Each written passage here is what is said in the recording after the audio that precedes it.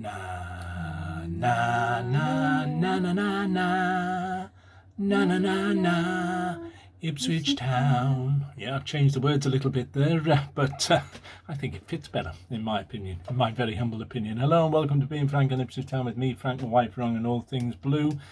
And Kyle Edwards, the guy that I was very sad to see leave town, but he's not left completely. He's on loan with Oxford United. Played 69 minutes yesterday, and according to a report in the East Anglian Times, it says that he assisted the opening goal for his loan side, who sit second in the table and return to action next week as they travel to third place Stevenage. So well done, Kyle Edwards. I'm glad he's enjoying life over there.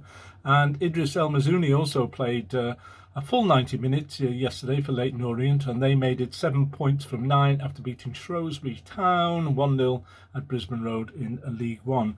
Moving on to yesterday again, Massimo Luongo was my man of the match. He was absolutely superb throughout, and the goal was the icing on the cake, wasn't it? It was a brilliant strike right at the end, perfect timing too, and it sent the Ipswich Town fans home very happy, and us very happy watching the game as we did. So it was a great result. Remember Ellis Simms, the player that the striker that Ipswich were very interested in, and Coventry eventually bought for somewhere in the region of 7 to 8 million.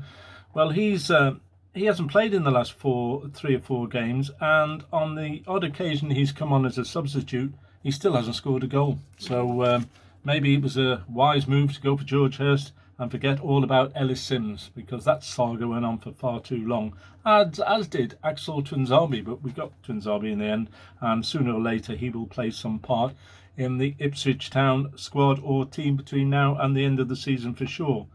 And people were talking today on Talking Town. Talking Town is a great show, by the way, with Gov, who is Martin, and Rich, the Cruncher, and Matt.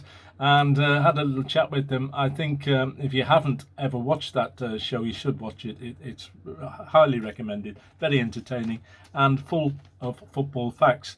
But they were going on about, or Crunchy was going on about, if Christian Walton's back, then Ipswich, Kieran McKenna should reintroduce him into the team at the expense of Hedladke. Well, I disagree.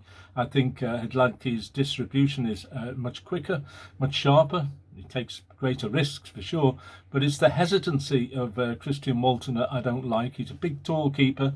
He's good in the air.